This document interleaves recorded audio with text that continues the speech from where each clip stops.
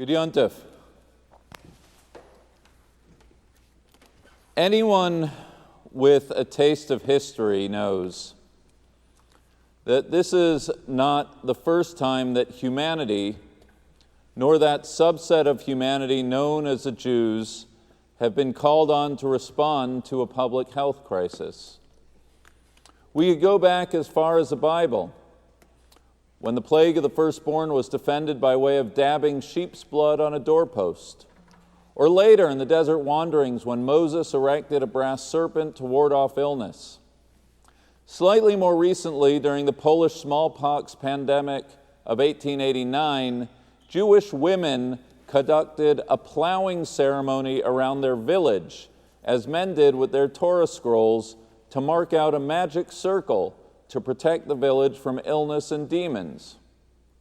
In the fourth global cholera pandemic, which swept the Jewish community of the Russian Empire, folk remedies emerged regarding eating and drinking, including a prohibition against eating kugel, simis, and fish. Why these three foods specifically? Because the first letters of those three Hebrew words spells ketzef, meaning wrath, and everything should be done to avoid triggering God's wrath. It's not that Jews didn't take prophylactic methods like sequestering the ill or increased hygiene to fight the disease. We did. But a full picture of Jewish ritual response to plague would be incomplete without an accounting of all the folk cures, the magical remedies, the amulets, the red threads, and the shamanistic devices employed by our ancestors to banish epidemics from their midst.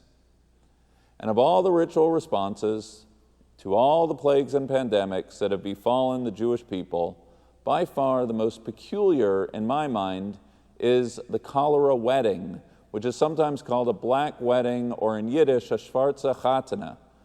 Best as we can tell, the custom emerged in the Russian Empire during the second cholera outbreak of the 1830s. And by the time of the fourth cholera outbreak of 1865, it was a widespread practice across the Pale of Settlement. And while details differ based on time and place, the basic course of events followed the same outline. Two of the poorest and most vulnerable members of the community were matched up together, at which point the town's residents would accompany them to the cemetery at the outskirts of town.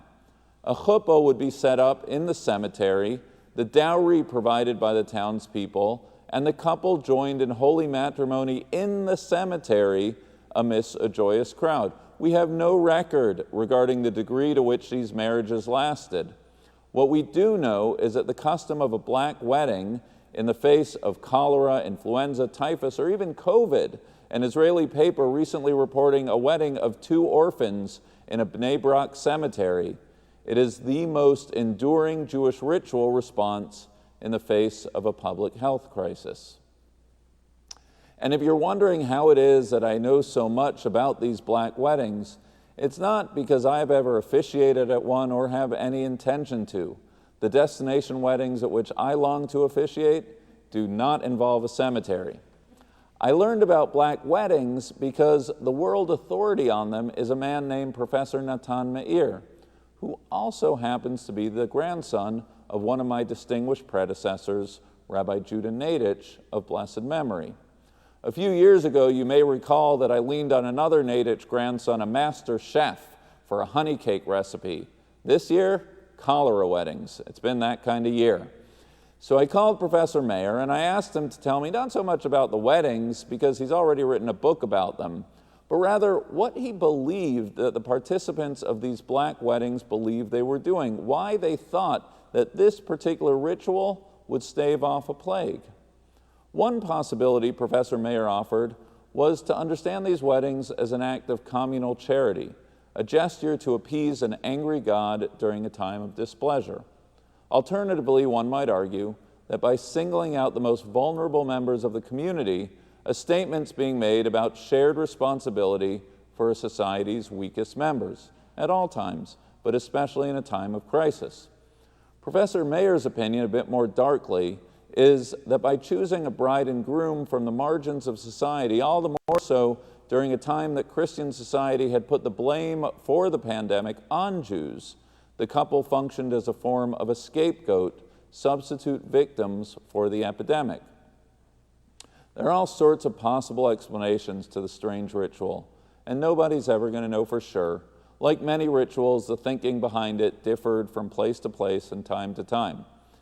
But as I listened to all of the alternatives from Rabbi Nadich's grandson, as I sat in the very spot that Rabbi Nadich probably wrote many of his sermons, I began to think that the conversation we were having was not just about some obscure ritual from Jewish yesteryear, but rather a dialogue about the choices we make and the responses we take in the face of uncertainty and pain.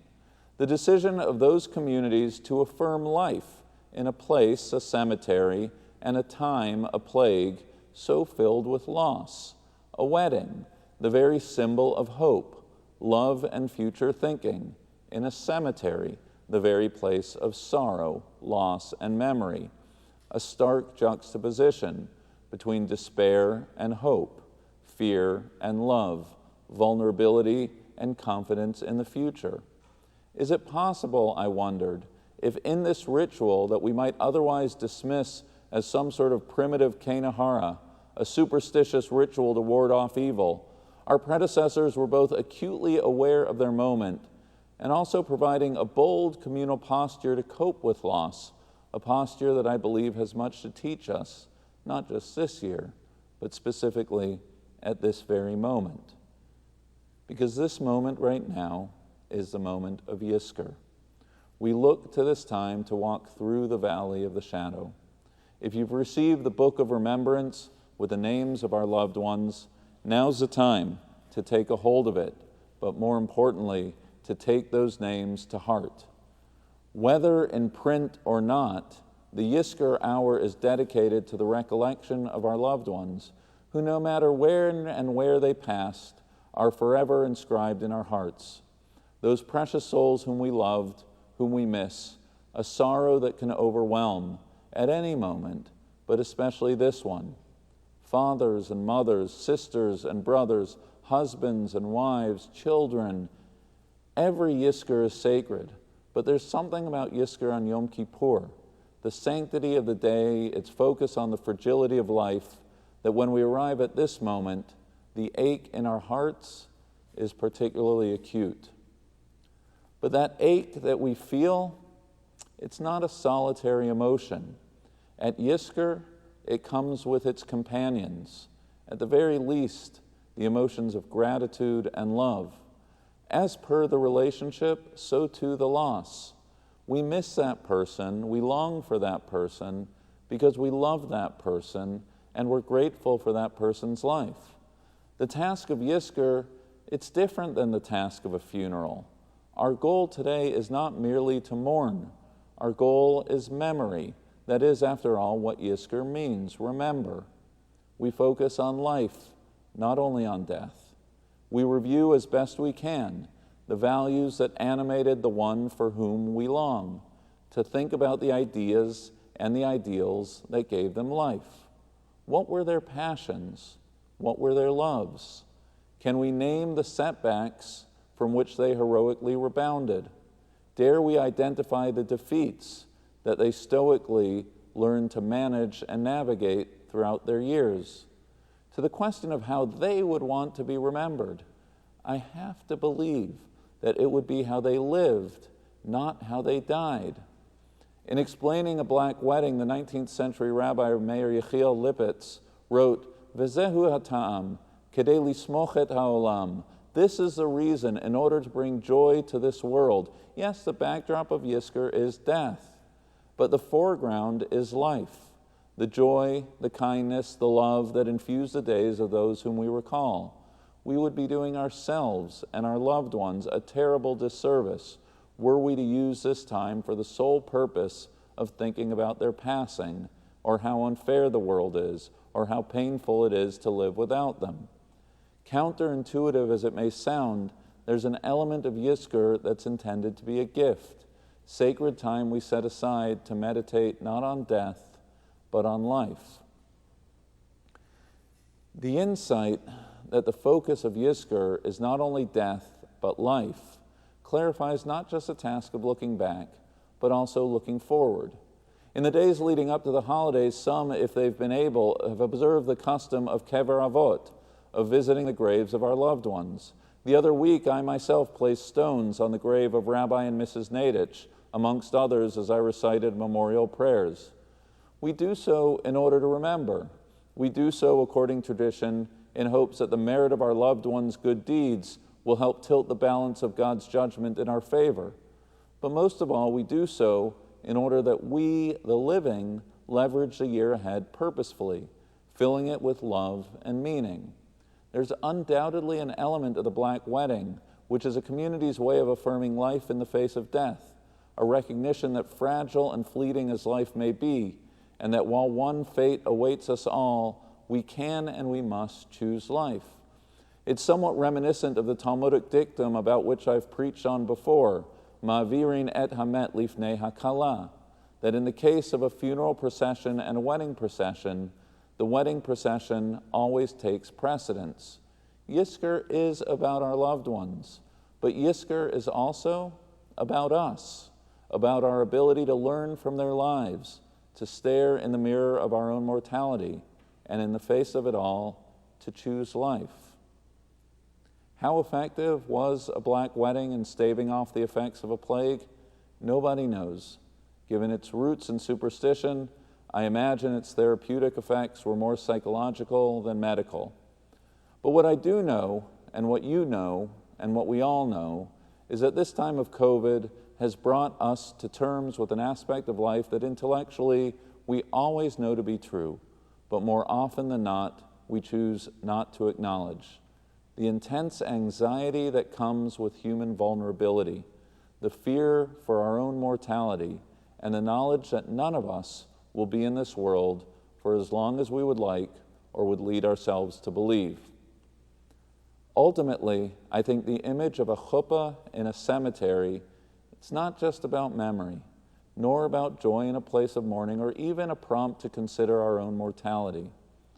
I believe it's meant to be a declaration of continuity, of the link that bonds one generation to the next, that in the very place and time where there is vulnerability and death, there also exists a possibility for new beginnings. Is that not the definition of continuity? The hope that with every ending, there can still be a new beginning. Neither the people we remember right now, nor any of us for that matter, ever finish the tasks we set out to accomplish in our lifetimes. Nevertheless, dor lador, generation to generation, we, the living, write the next chapter.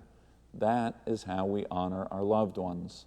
That is how we live lives of meaning, and that is the ask and the task of Yizkor, to mourn and to be reborn, to lose and yet to still love, to remember and to commit and recommit, to affirm life, even and especially in the presence of death.